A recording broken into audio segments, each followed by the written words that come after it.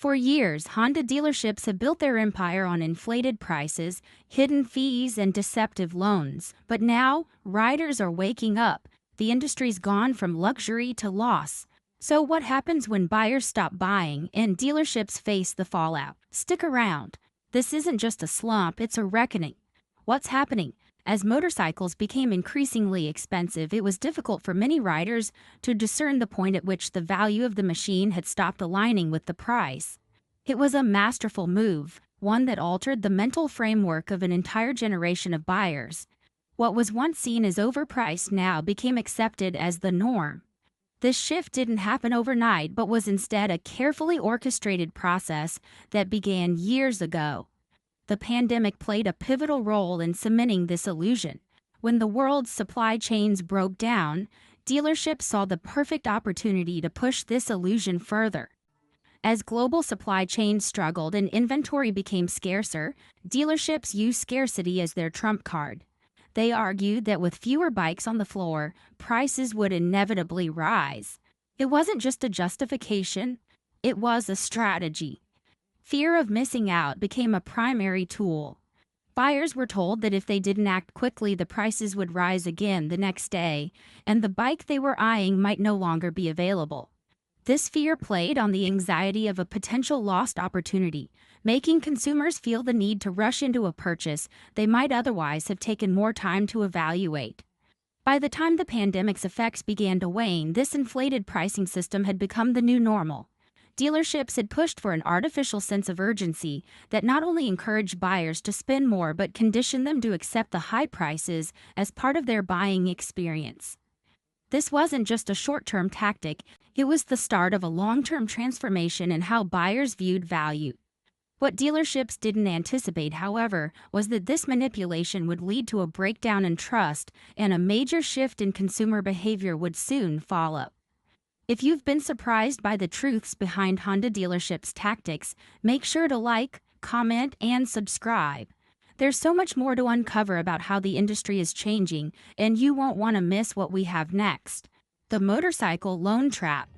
But the story of Honda dealerships' manipulation didn't stop at inflated prices. The real profit came not from the price tag on the bike, but from how the financing was structured. As riders began financing their bikes, what they didn't realize was that the true cost of their motorcycles wasn't just the price on the sticker, but the interest on the loan and the additional charges buried deep in the fine print. Dealerships had long relied on the tactic of pushing buyers into long-term loans, often stretching out over 5, 6, or even 7 years. On paper, the monthly payment seemed manageable. $200 here, $300 there. These figures looked affordable in the short term, making riders feel as if they were getting a great deal. But hidden within these seemingly easy payments were ballooning interest rates, deceptive fees, and terms that ultimately inflated the real cost of the bike to levels that most buyers would have never agreed to up front. A typical example: a $22,000 bike could end up costing $40,000 by the time the final payment was made, thanks to high interest rates above 8% and extended loan terms. Hidden fees like loan origination charges and mandatory insurance clauses added thousands of dollars to the total cost, often without the buyers even realizing. The dealerships, of course, spun this as a favor to the customers. "We're making it easier for you to afford your dream bike," they would say.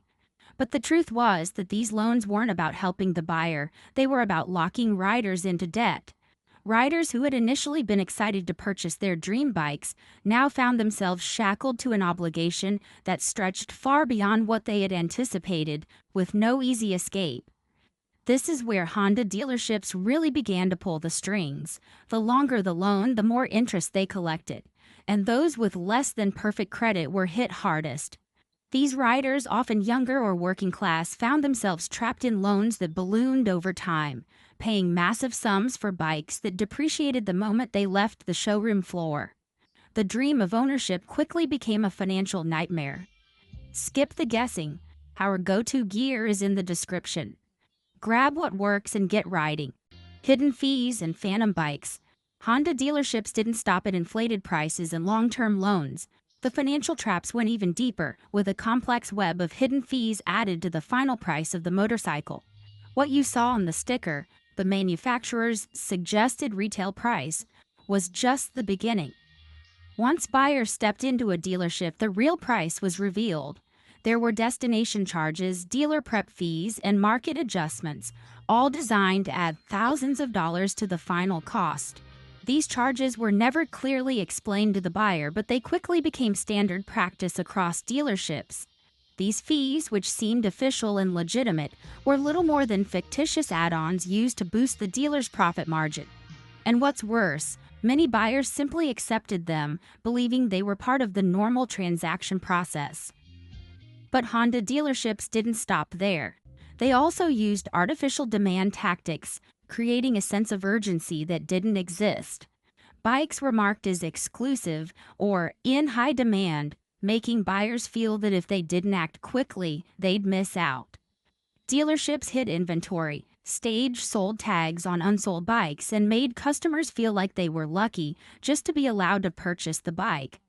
What was once an open market for motorcycles had now been manipulated into a high-pressure sales environment where every buyer felt the weight of needing to act fast. And once they signed, they found themselves trapped in a system of inflated prices, long loans, and unnecessary fees that inflated the true cost of ownership. As the appeal of high-tech motorcycles wanes, another movement is quietly gaining ground: the rise of the used motorcycle market. The used market uprising. As new motorcycles become increasingly complex and expensive, riders are turning their attention to the used market. Once viewed as a secondary option, the used motorcycle market is now thriving. There's a growing realization that buying used is not just about saving money, it's about returning to simplicity. Older bikes, while not as shiny or feature-packed as their modern counterparts, offer a refreshing alternative to the overloaded high-tech machines dominating the market today.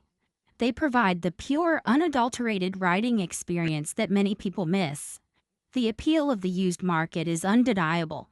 Bikes from previous decades are often simpler, built with mechanical precision and easy to work on. Riders no longer have to rely on complex software or proprietary parts to maintain their bikes. The machines are straightforward, and for many, that's exactly what they want. Without the pressure of dealerships and high prices, buying used is often a more personal, hassle-free experience. Riders trust each other more than they trust dealerships. Private sales allow buyers to inspect bikes firsthand and negotiate directly, cutting out the middleman and avoiding the inflated prices and hidden fees that dealerships tack on. The used market offers something that the new bike market doesn't: freedom. Freedom from inflated prices, freedom from unnecessary tech, and freedom from dealership pressure. Buyers are increasingly bypassing dealerships entirely, opting for used bikes from fellow riders or smaller, independent sellers. These bikes may not come with a shiny new warranty, but they come with something more important: authenticity. They offer the kind of reliability and simplicity that many riders are searching for. The used market is the rebellion against the overcomplicated, overpriced motorcycles being pushed by major manufacturers, and it's one that's growing rapidly as more riders wake up to the truth. They don't need all the bells and whistles to enjoy their ride. If the industry doesn't change its approach, the collapse may be inevitable, and the future of motorcycling could be in jeopardy, riding into extinction. The motorcycle industry stands at a crossroads. If nothing changes, the future of motorcycling as we know it could be in serious danger. With an aging rider base, a lack of younger riders to replace them, and a market increasingly out of touch with the needs and desires of the modern rider, the industry is heading towards extinction.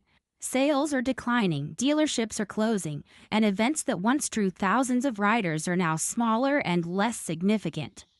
The once vibrant motorcycle culture is dying, and the business models that have sustained it are becoming obsolete. To survive, the industry must make a drastic shift. It can no longer focus on high-end luxury bikes or cater exclusively to the older generations. The future of motorcycling depends on simplicity and affordability, creating bikes that are accessible to a wider range of people, especially younger riders. manufacturers need to prioritize bikes that are easy to maintain, affordable, and fun to ride. They need to strip away unnecessary technology and focus on creating a genuine, engaging experience for riders. The truth is, motorcycling was never about complexity. It was about the thrill of the ride, the joy of getting on a bike and feeling the road beneath you. If the industry can return to those roots, it has a chance to survive. But if it continues to chase after expensive, tech-heavy bikes that only a few can afford, the industry will fade into irrelevance. The answer lies in simplifying the riding experience and making bikes that are accessible to everyone. The future of motorcycling is in the hands of those who are willing to embrace simplicity. And if the industry doesn't act soon, it may find itself riding into extinction. The fight for survival.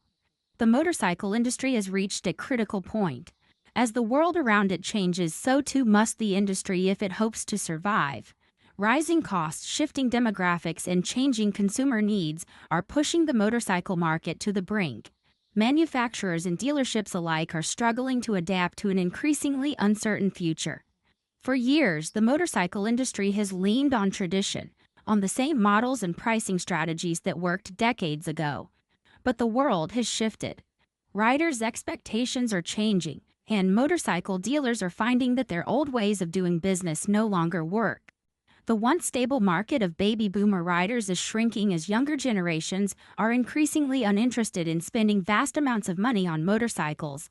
The economic challenges facing today's youth, from student debt to housing costs, make the idea of purchasing an expensive motorcycle feel like an unreachable dream. Even for those with the desire to ride, the cost of entry is simply too high, and the costs are rising faster than ever. Fuel prices, part shortages, and supply chain issues have made it harder for manufacturers to keep costs low. The economic environment is pushing prices upward, and dealerships are left scrambling to make up for the lost ground. As a result, bikes that were once affordable and accessible to working-class riders are now priced out of reach for many. The motorcycle market is facing the harsh reality that its traditional consumer base is not enough to sustain it. The rise of alternative transportation options is also posing a threat to motorcycle dealerships. Younger generations are increasingly opting for more affordable, practical means of transportation. Electric scooters, shared ride services, and even bicycles, leaving motorcycles in the dust. These alternative options are often more cost-effective, more environmentally friendly, and better suited to the needs of urban living. The result is a crisis for the motorcycle industry. Dealerships are struggling to stay afloat, and manufacturers are faced with a fundamental choice: adapt or face extinction. The battle for survival is on, and only those who are willing to evolve will remain standing. While the industry fights to adapt, there's another major hurdle: the rise of electric motorcycles. The electric dilemma. The electric motorcycle market promises to be the future of the industry. With no emissions, instant torque, and lower maintenance costs, electric motorcycles seem like the logical next step. The appeal is undeniable. Electric bikes are cleaner, quieter, and more affordable in terms of long-term maintenance. However, the road to mainstream adoption is not as smooth as many would hope. The main issue facing electric motorcycles today is the experience, or rather the lack thereof. For many riders, motorcycles represent more than just a mode of transportation. They represent freedom, adventure, and a visceral connection to the road. But electric motorcycles lack that deep emotional connection. They're silent, almost sterile compared to their gas-powered counterparts. Riders are used to the rumble of an engine, the roar of the exhaust, the feeling of gears shifting as they cruise down the road. Electric bikes take all of that away. This lack of a soul is a critical barrier. For many riders, the experience of riding isn't just about practicality, it's about the thrill. The sound, the vibration, and the raw mechanical connection to the bike are what make riding special. But electric motorcycles offer none of that. They might offer faster acceleration and smoother rides, but they don't evoke the same emotions. Another major hurdle for electric motorcycles is range anxiety. Most electric motorcycles today can travel between 100 and 150 miles on a single charge. While this is sufficient for city commuting, it's nowhere near enough for long weekend rides or cross-country trips. Motorcycles are about freedom, and that freedom comes from the ability to go wherever the road takes you. But electric bikes, with their limited range and reliance on charging infrastructure, put a damper on that sense of adventure. Charging stations for electric motorcycles are also in short supply. While car manufacturers are rapidly expanding public charging networks, motorcycles are often left behind. Many public charging stations simply aren't equipped to handle the unique needs of electric motorcycles. Riders can't easily use fast charging networks, and in many cases, the charging process is slow and inconvenient, further discouraging potential buyers. Despite these challenges, the shift toward electric bikes is not entirely avoidable. And as the motorcycle market struggles to adjust, the traditional dealership model itself is facing a breakdown. The death of the dealership. The rise of electric motorcycles and the changing needs of consumers is leading to the inevitable death of the traditional dealership model. For decades, motorcycle dealerships have been the gatekeepers of the industry. If you wanted a bike, you had to go through them. But as riders shift their expectations and buying behaviors, dealerships are increasingly irrelevant in the purchasing process. The once sacred dealership model is being challenged by new sales methods, primarily direct-to-consumer sales. Brands like Harley-Davidson and BMW have already begun testing online sales models, allowing buyers to purchase bikes directly from the manufacturer, bypassing the traditional dealership. This direct-to-consumer model offers transparency, convenience, and better prices. Riders can see the actual price of the bike without hidden fees or markups and complete the entire purchase online. For younger generations who are used to the convenience of online shopping and the simplicity of direct-to-consumer models, this approach is an attractive alternative. No pressure, no upsells, and no hidden fees. The direct-to-consumer model appeals to the new generation of riders who prioritize ease and transparency in their purchasing decisions. Dealerships, on the other hand, are stuck in the past. They rely on the old model of markups, hidden fees, and high-pressure sales tactics. Riders have become increasingly aware of the manipulation and are refusing to buy into the system. The pressure to push additional accessories, warranties, and financing plans has left many riders feeling exploited. As a result, dealerships are facing a dire future. They must evolve or face irrelevance. The next few years will determine whether it survives or fades into obscurity. Only time will tell which dealerships and manufacturers are able to evolve and meet the needs of a new generation of riders. Will the industry rebuild, or will it collapse under the weight of its own outdated business practices? The financial cost of inaction. For decades, the motorcycle industry operated under an unwritten rule: keep prices high. Add a bit of luxury to justify the cost, and the customers will keep coming. That mentality worked when demand was consistently high and competition was minimal, but now things have drastically shifted. The financial cost of inaction in the motorcycle market is no longer a hidden risk. It's an inevitable consequence. Dealerships and manufacturers that fail to adapt to the changing landscape are seeing the signs of a crumbling empire. For starters, rising costs are making it harder for dealerships to maintain their once profitable operations. The inflated prices, combined with mounting manufacturing expenses, have stretched profits thin. As supply chains struggle to recover from the pandemic's disruptions, the cost of raw materials continues to climb. In turn, dealerships are left with unsold inventory that's increasingly difficult to move. The very models that were once in high demand are now seen as overpriced relics. Buyers are walking into showrooms and seeing bikes that sit on the floor for months, unsold. The dream that dealers once sold, that new motorcycles were scarce and exclusive, is gone, replaced by the reality of oversupply and dwindling interest. It's not just the inventory crisis that dealerships must face, it's the financial collapse that follows. With fewer customers willing to pay the inflated prices and avoid the financing traps, many dealerships are drowning in debt. Floor plans, which once financed the purchase of new inventory, are now weighing heavily on dealerships as bikes continue to depreciate while sitting unsold. As dealerships struggle to meet their targets, there's a clear divide between those adapting and those stubbornly sticking to old models. The ones who refuse to change, who continue to push outdated, overpriced models, are already on the path to failure. The need for affordable bikes has never been clearer. The transparent pricing and clear value offered by competitors have highlighted just how out of touch many motorcycle dealers have become. If dealerships don't learn from these shifts, they'll face the same fate as other industries that failed to adapt: irrelevance. The financial consequences of clinging to an outdated business model are not just a risk, they're a guarantee. The consequences of inaction aren't just limited to the dealerships themselves, they extend throughout the entire industry, affecting everything from consumer expectations to the future of motorcycling. The future of motorcycling.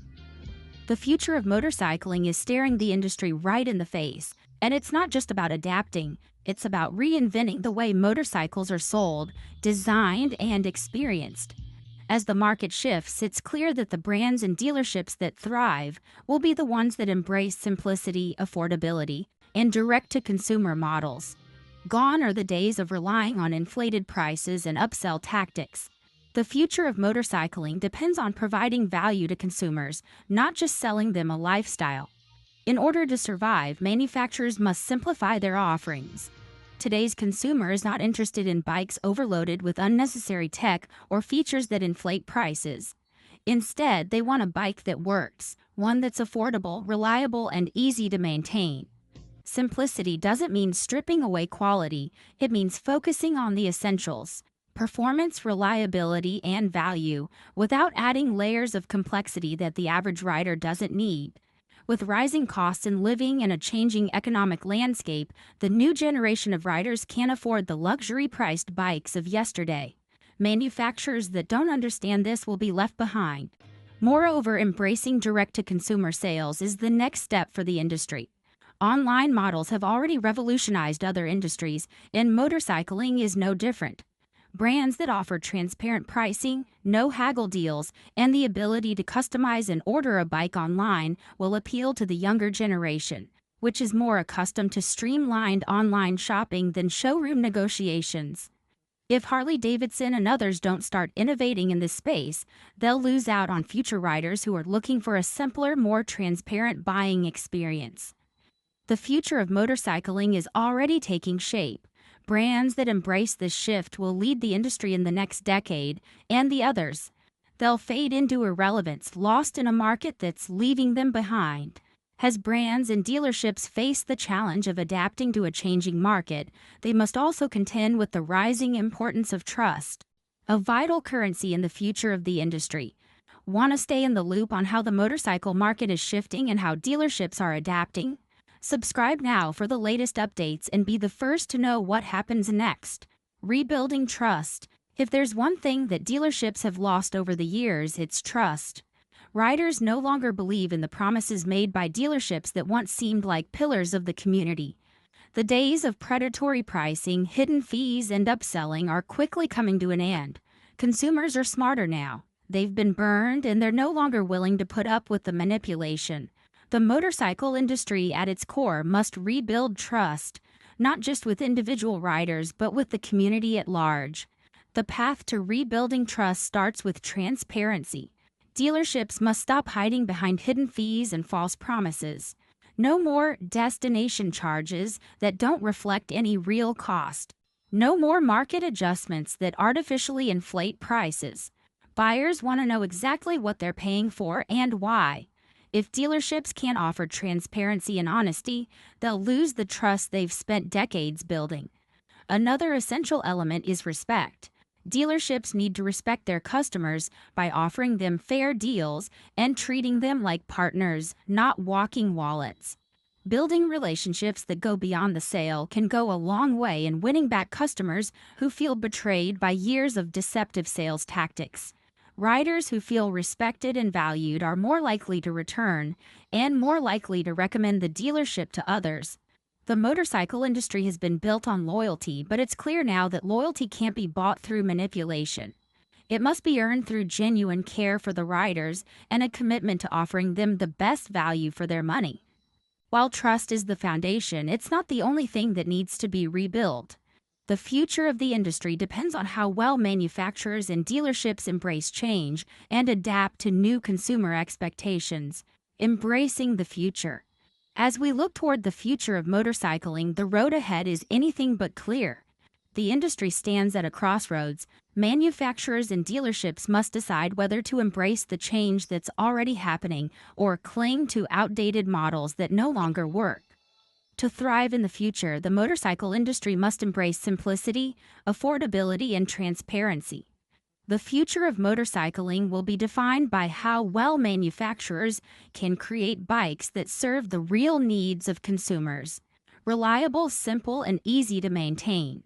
The days of luxury pricing and bloated features are gone. In a world where young riders are struggling to afford even basic living expenses, the motorcycle market must shift its focus to value over prestige. At the same time, trust will become the most important currency for manufacturers and dealerships. Riders want to know that the brand they're buying into is honest, transparent, and respectful of their needs. Innovation won't just come from new tech, it will come from a commitment to honesty and simplicity. Those who embrace these values will lead the industry. The rest? They will fade into irrelevance, left behind as a new generation of riders chooses bikes that are affordable, reliable, and transparent. Thanks for sticking with us. If you're as shocked as we are by the changing industry, give this video a like, drop your comments below, and don't forget to subscribe for more updates on the future of motorcycling.